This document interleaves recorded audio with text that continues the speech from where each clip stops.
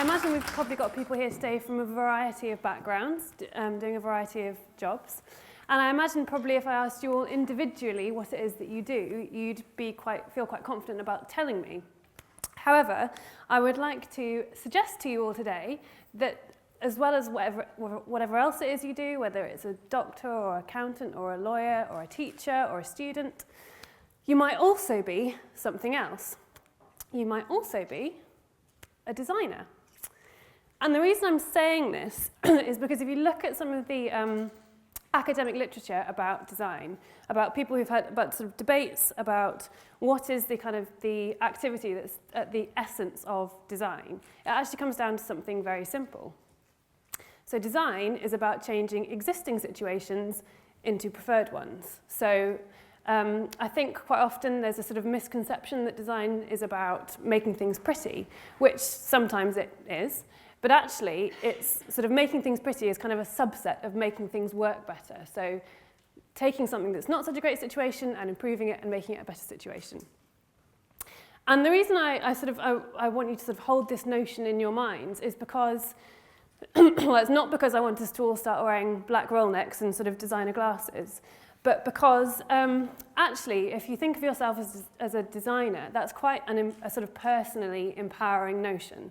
So whatever problem it is you're facing in your personal life or in your working life, if you think that you're a designer, that means that you can be the sort of the designer of the solution to that problem rather than simply the owner or the victim of that problem. So today, I don't want to talk about all of us. I want to talk about one group of people in particular, that is politicians and policymakers. And the reason I particularly want to talk about them is that I think they've probably got some of the toughest challenges going. However, in my experience working for a political think tank, I have seen frequently how governments, politicians, policymakers don't approach problems with a sort of in a design frame of mind. They don't see the problems they're dealing with, the big public challenges, as design challenges. So whether it's sort of running the trains on time, or sorting out the banking crisis, or looking after us all as we all get older, quite frequently these kinds of challenges are seen as something other than sort of design problems. And actually the reason for this is sort of historic. So if you think about the kinds of problems that we're dealing with today, they tend to be sort of new, complex, emerging, and then we look at the institution of government that we have and think, it doesn't seem to quite fit those problems. That's because actually the institutions that we have were designed a very long time ago. They were designed when problems were actually much simpler. So if you think about an environmental challenge that was really quite pressing in the 19th century, the British government was really worried about pollution in the Thames. And what do you do to clean up the Thames? Well, the answer is actually quite simple. You build a big sewer. If you try and think about a sort of comparable public sort of environmental challenge that politicians are dealing with today, carbon footprint, how do you lower London's carbon footprint? That's not quite such an easy problem. It's an emerging problem. We're learning things about it all the time. And it also requires collaboration. It's trickier to solve. But the problem is though that the problems have changed, but actually the mentality that governments have for dealing with them hasn't kept pace. So to my mind, it's actually not really a question that governments need to sort of update their mentality a little bit. The real question is, how do they do that? And my answer is, by thinking like designers. So designers, as a group of people, are very experienced, or they are in the business of improving situations in a wide a range of fields of practice. So whether that's sort of consumer goods, or whether it's systems and services, or environments, or even kind of like social situations, through the practice of doing that thing of changing existing situations into better situations, they sort of develop certain skills, behaviours and attitudes that make them very talented and effective problem solvers.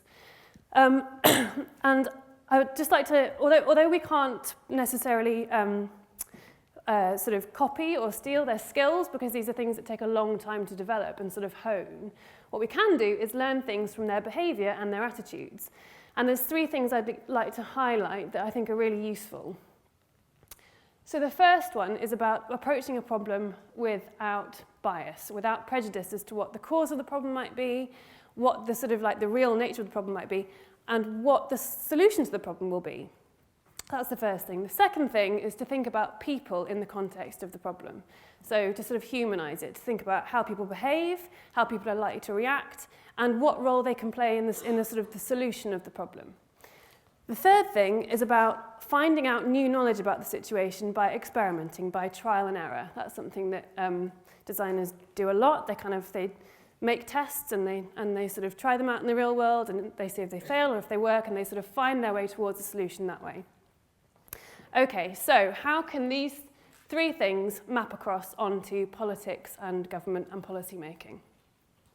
Well, in the sort of modus operandi of politics, I've come up with my own little 5-point manifesto, which I like to call Jocelyn's cross-party manifesto for making things better, which, after all, is sort of the end game here, I hope. So my first point in my manifesto is don't rely too heavily on history. So in my experience, governments tend to be quite past referencing. They use old knowledge to try and apply it to new situations to try and solve problems.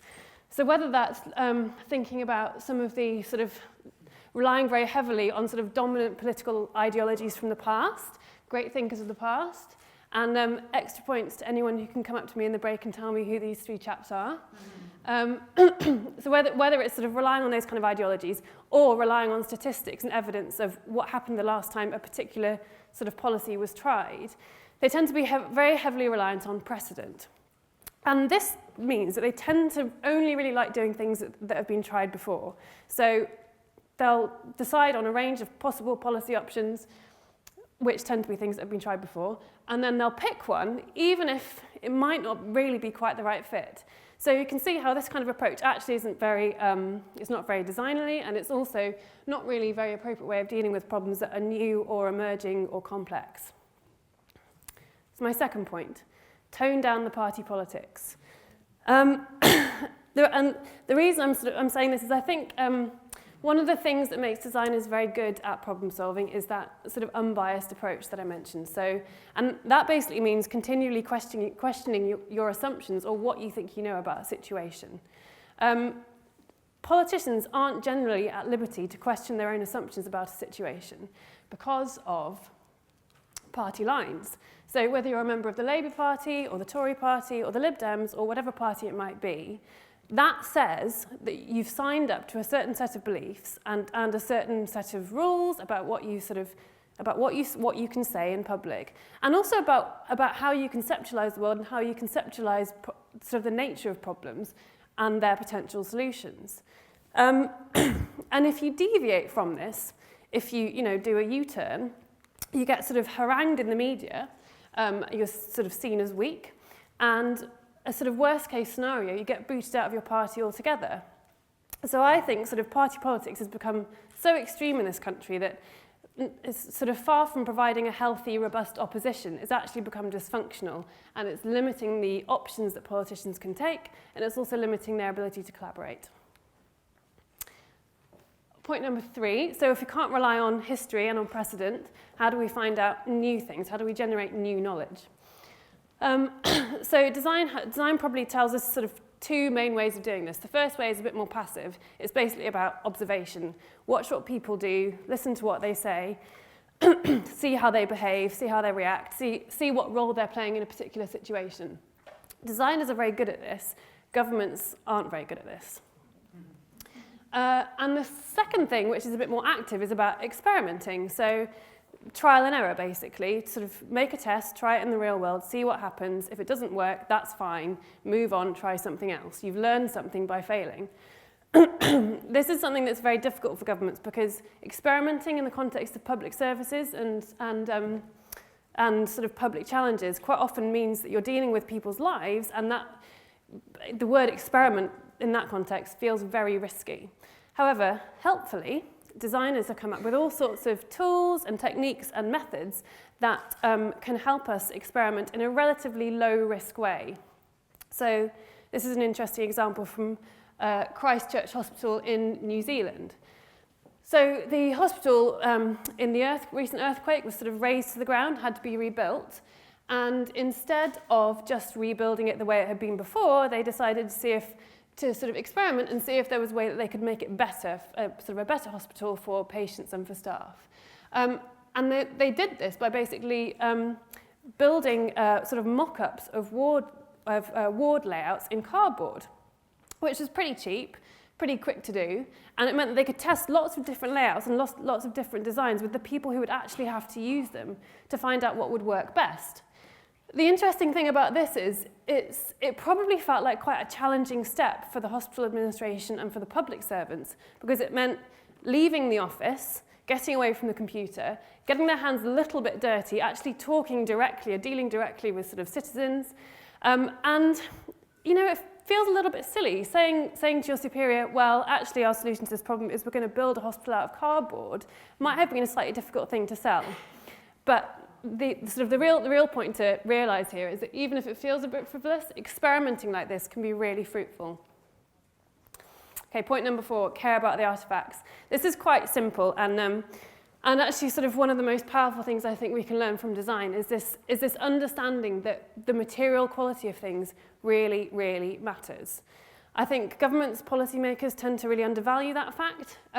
Designers don't. Designers know how to manipulate it, so they understand that material objects carry social connotations of all kinds, and how something is affects the way that we respond to it.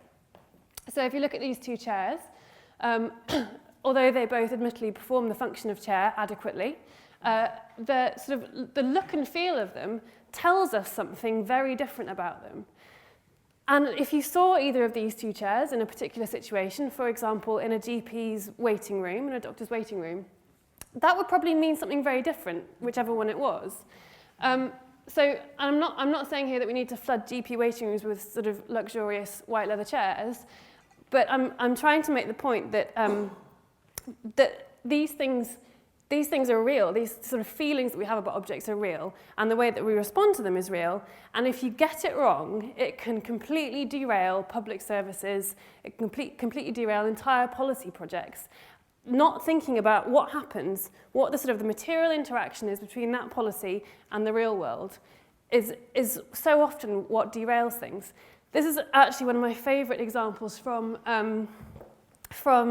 Florida in 2000. So this was the ballot form that brought George Bush into office. And after the election, people complained that it was so confusingly designed that they'd voted for the wrong person. So this is a brilliant piece of sort of really quite seemingly simple information design gone spectacularly wrong that almost disrupted an entire electoral process. So the message here is, remember that material quality of things matters. And the last point, which might sound a little bit trite, but it's actually quite a profound point, and especially given the sort of current context of politics. Be more optimistic. So at the moment, we're all sort of, I think, labouring under quite a negative vision, which is austerity. And I've seen over the last few months how this sort of all the rhetoric around austerity is kind of crippling public servants. It's disempowering them. It's making them feel like harassed budget holders rather than empowered designers or leaders of a place. And I think, you know, a designally sort of slightly more optimistic approach to saving public money would be not what's currently happening, which is, right, so we had £10 and now we've got to find a way of getting rid of 3 without that service falling over. But rather, okay, so we've got £7, we've got 7 whole pounds, how can we make this place amazing with £7?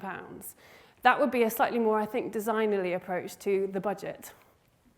And the second thing about optimism is just about a sort of a confidence in your own ability to solve problems. Designers have an amazing confidence in their own ability to solve problems, basically because they've had a lot of practice at it, but also because I think if you're a designer, you conceptualize the world as being the result of a series of human decisions that can, if not be reversed, at least be changed. So if something has been designed, it can be redesigned. And more to the point, they think that they might be able to do it. They have the tools to be able to do it.